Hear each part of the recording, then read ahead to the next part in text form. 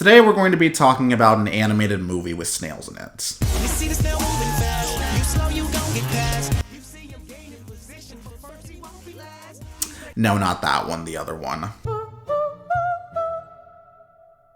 Because here's the thing about Adam Elliott's Memoir of a Snail. It's one of my favorite animated movies, and movies in general, that I saw last year. It's got beautiful stop-motion animation, it's got sex jokes that are actually funny, but it also made me think more about snails in a way I probably wouldn't have otherwise. I may be content with my switch from biology to English, but that does not mean I'm abandoning my desire to learn more about animals. I just find their inclusion in media to be fascinating to analyze through that lens, whether it be them being anthropomorphized or being used as a form of symbolism, and that's just an overwhelming highlight here. It does a story about the trauma of two siblings being forcefully separated from each other use snails as its main motif. No,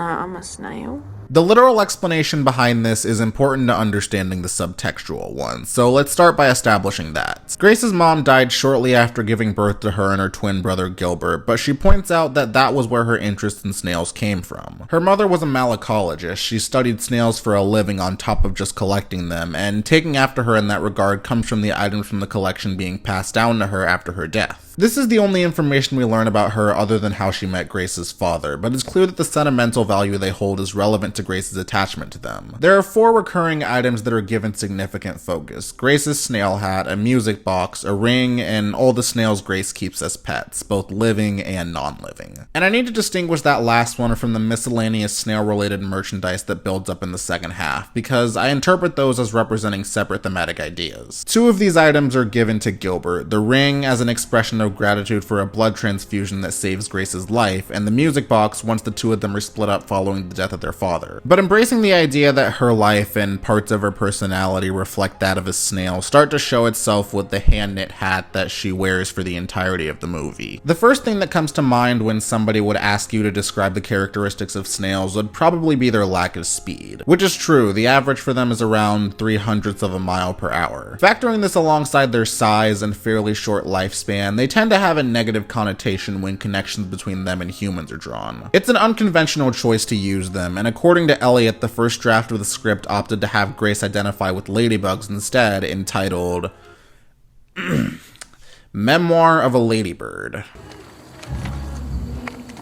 I hate that shit. I do want to dedicate a bit of time to discussing the framing device this film uses. A memoir being told through the medium of film means that Grace is narrating the events that occur with hindsight as we experience them for the first time. But in universe, we're not the audience. The audience is a snail. That's who Grace is telling her story to. And I find that to be fascinating since it's never directly established how Sylvia internalizes this information, if at all. Said Elliot in an interview, "When you're talking to a creature, they can't talk back. The snail is very ambiguous. Is she listening to Grace, or is she just doing her job as a snail? Is she a sentient being? Is she really empathizing with Grace?" And I sort of like leaving that a bit of a mystery. Every animal has defense mechanisms that allow them to survive in their environments, and the primary one for snails due to their lack of speed is their shells. Hiding in them is done to protect them from predators and hazards in their environment. One scene that I gave a lot more thought on a second viewing was a shot of a snail shell fading over her as she recounts being bullied as a kid due to a mild facial deformity on her upper lip. She never feels like there's an outcome where trying to defend herself is worth it, and it's only after Gilbert comes to her defense by chasing off the bullies that she finally lets her guard down. It's noteworthy that for all she endured during this period of her life, that she draws attention to her belief in silver linings amidst all of it, and that her collection and eventual pets become a form of escapism from the world. An explanation behind her more reserved and introverted nature. Presenting it as a coping mechanism for her heavily suggests that she has OCD, a disability that usually goes hand in hand with other conditions like ADHD and autism. And I just want to say that the only reason I'm commenting on this is because I am somebody with all of the above. I admire his portrayal of mental disabilities in both of his movies, but it stands out a lot here. There are special interests that get her through the tough times, and it's also why I think both the ring and music box being given to Gilbert is more significant than one might think. We know how important her snail-related mementos are to her.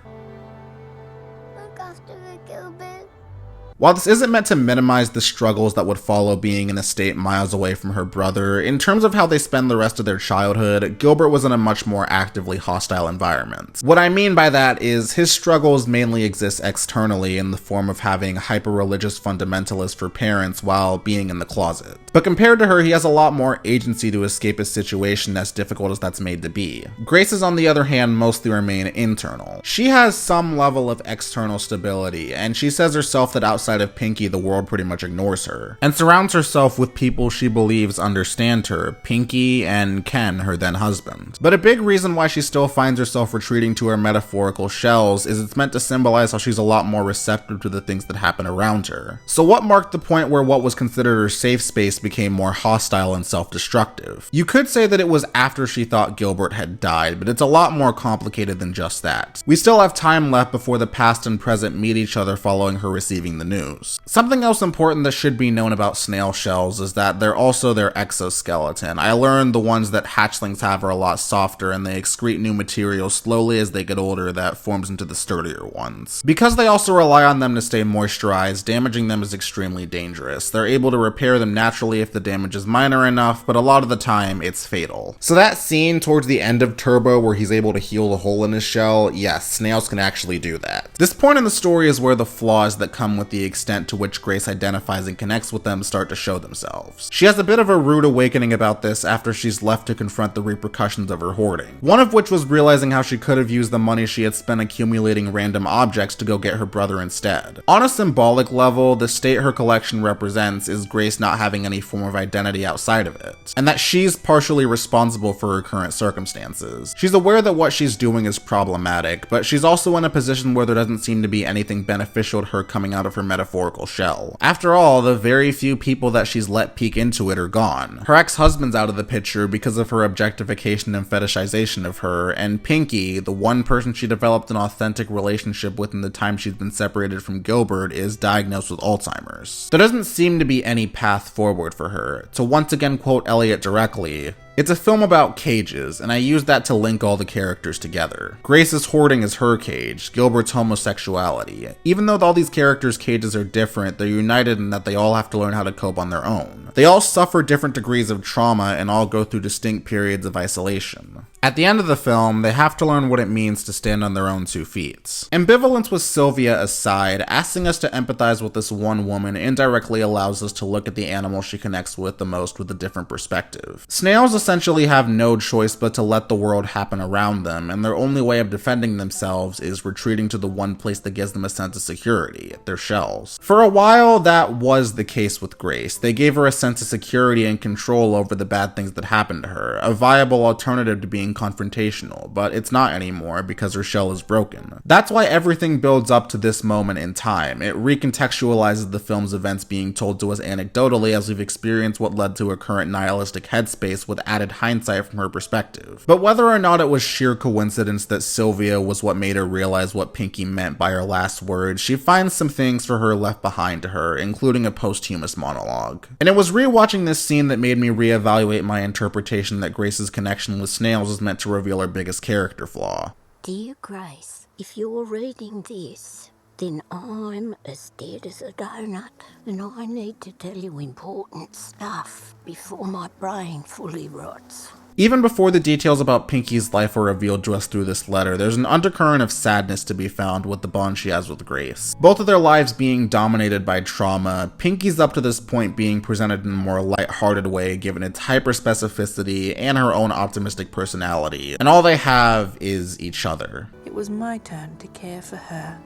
But I do think it's telling that she doesn't give a lot of details about her childhood during the Great War and says that as much of a cage as it was for her, the worst cages are the ones we create for ourselves. She comes to an understanding that there are ways to control how you move through life, and in Grace's case, knowing how much she loves snails encourages her to embrace that, but in a different way. Snails never go back over their trails, always moving forwards. During her week-long recovery following the news about Gilbert and divorcing Ken, Grace has a line where she talks about reading how snails hibernate. And it's true, they do so when external conditions are too intense for them. This is the one consistent amount of time she spends in her room, because not even real snails stay in their shells forever. And that's the kind of lesson you wouldn't expect to get from an animal like them. We tend to associate them with their speed and sliminess, but this movie shows that there's something about how they live their lives that has value to ours. They keep moving forward without trying to go back and leave behind their own unique little trail. And I think Grace's reason for choosing to do so is because Pinky's entire life shows why that's worth it. Her life doesn't suddenly become perfect once most of her collection is purged, but she's able to pursue her dream of becoming an animator and is eventually reunited with her brother, who's revealed to have survived. And this reveal doesn't diminish the lesson she learned either, in my opinion, since their experiences parallel each other, finally being free of both their cages before getting the chance to see each other again as fully realized individuals. And most importantly, she still gets to hold on to that snail persona that makes her who she is. There's a lot of things you can point to when talking about why this movie works, but everything that I've said thus far is what I meant when I said this movie pushes the narrative boundaries of the medium it occupies. Not just because of the target audience, but also how it effectively conveys what it wants to say in a way you'd never anticipate through its tragedy, comedy, stop motion animation, and most importantly,